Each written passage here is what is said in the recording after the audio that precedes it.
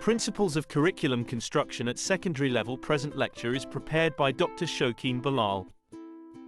Let me discuss various principles of curriculum construction at secondary level. The first principle that we have to keep in mind while constructing curriculum at secondary level is holistic development. The curriculum should focus on the holistic development of students, addressing cognitive, emotional, social, and physical aspects. It should encourage critical thinking, creativity, and problem-solving abilities. National and cultural relevance.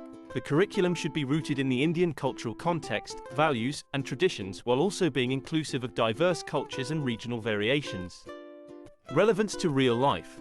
The curriculum should be designed to be practical and relevant to real-life situations, equipping students with skills and knowledge applicable to their daily lives and future careers. Inclusivity and diversity. The curriculum should cater to the diverse needs, abilities, and interests of students. It should avoid any form of discrimination based on gender, caste, religion, or socioeconomic status. 5. Flexibility. A flexible curriculum allows for adaptations based on changing educational trends, emerging technologies, and evolving societal needs. 6. Integrated and interdisciplinary approach. Encourage an interdisciplinary approach that connects different subjects, allowing students to see the interconnectedness of knowledge and fostering a deeper understanding. 7. Skill-based learning. Focus on developing essential skills such as critical thinking, communication, collaboration, and digital literacy to prepare students for the challenges of the 21st century. 8.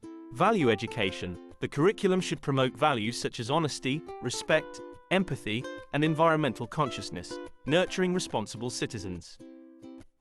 9.